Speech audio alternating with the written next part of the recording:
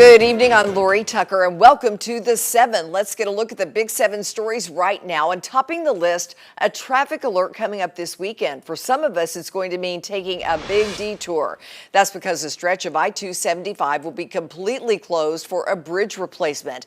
The bridge is near the Baxter Avenue exit on I-275. At the interstate there, it runs over Elm Street and Bernard Avenue. The bridge is being replaced due to its age. It was built back in 1954. 275 will be closed in each direction starting at 7 p.m. on Friday. It will reopen at 6 a.m. Monday. Then the interstate will be closed again during the same time frame the next weekend, July 18th to the 21st. A third weekend of closure will happen sometime in the fall. Had we not done this on an accelerated bridge construction schedule for this project, we'd be talking about 24 to 36 months of construction to take place. Instead, this is something that's going to only take place in 2 to 3 weekends. Drivers are encouraged to take I-40 and I-640 to avoid the work zone. Next on our big story list tonight, numbers showing law enforcement safety efforts over the holiday weekend. Let's take a look. We're going to start with the Tennessee Highway Patrol, mainly THP's Fall Branch District, which covers part of our area. Troopers say they worked 52 crashes between a minute after midnight Friday morning and a minute to midnight on Sunday. One of those crashes was fatal, and troopers over that time made 3 arrests on DUI charges. Statewide, THP says 4 people were killed over the weekend.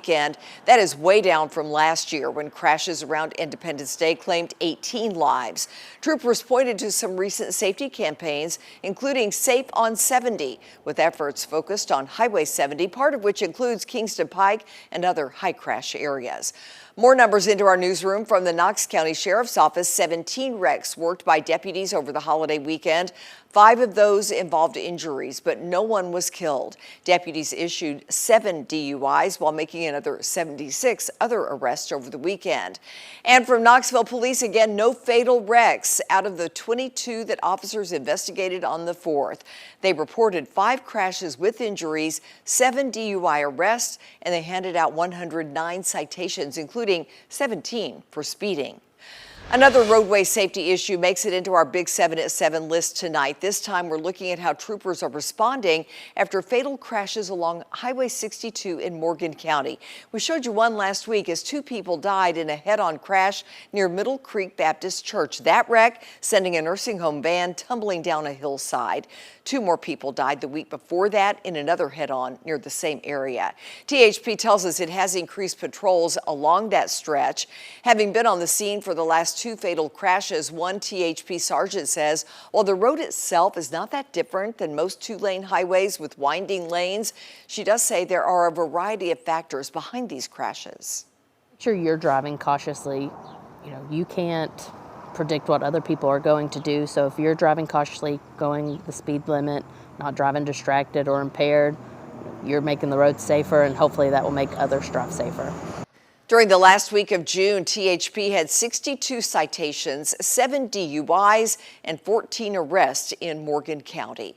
Our Big 7 at 7 story list continues now with a shocking account that touches the fierce debate over illegal immigration. Tonight, a man is being held for immigrations and customs enforcement agents after being accused of raping a teenager he reportedly helped to raise and getting her pregnant. His name is not being shared in order to protect the alleged victims' identities. According to court records, the man is 43 years old. The girl was 17 when she became pregnant. She is now an adult. Records show she told police the man would come into where she was sleeping and have sex with her without her consent. On Saturday, the suspect reportedly confessed to having sex with her after consuming alcohol. A different girl also said the same man had touched her inappropriately while she was in his care. The second girl says the man had helped raise her since she was in 3rd grade. A crime alert next on our 7 at 7 story. Police are still trying to find a man they say was involved in a fatal shooting that happened yesterday morning. 28-year-old Wayne Parham of Knoxville is facing a 2nd-degree murder charge. KPD officers responded to an apartment complex on Howard Baker Jr. Avenue after getting reports of a shooting. When they got there, officers found a man who had been shot. That man was identified as 48-year-old Michael Velasquez, and he was pronounced dead at the scene. Investigators believe the shooting happened after an altercation between Velasquez and Parham, who left the scene before officers got there. If you or anyone you know has information about where Parham may be, you're asked to contact East Tennessee Valley Crime Stoppers at this number, 865-215-7165. We're following another deadly shooting in our Big 7 story list. Tonight, one person has been arrested in connection with that shooting that happened over the weekend in Cumberland County. Now, according to the Tennessee Bureau of Investigation, Cumberland County deputies responded to George Anna Drive in Rockwood Sunday night, where they found Michael Curley dead at the scene. Devin Schillinger was arrested in connection with this and has been charged with first-degree murder. He's being held at the Cumberland County Jail on a $1 million bond.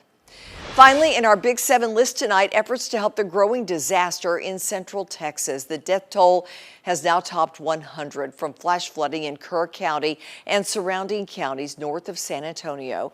ABC News reporting about 90 minutes ago that 104 people have been killed. At least 10 of those lives lost were campers at Camp Mystic, a Christian all-girls summer camp. One counselor is still listed as missing. Floodwaters rose 26 feet in under an hour. Rescuers have been out in force all weekend and still now searching for survivors. Coast Guard aircraft have been called in to help as well, using infrared cameras to spot heat signatures of people stranded in the dense woods. And here in East Tennessee, a man is doing what he can to help those first responders with their relief efforts. Brandon Gaylor of Harriman started his nonprofit after witnessing the damage from a tornado in Sunbright. Since then, he has stepped up during every local disaster, including Hurricane Helene.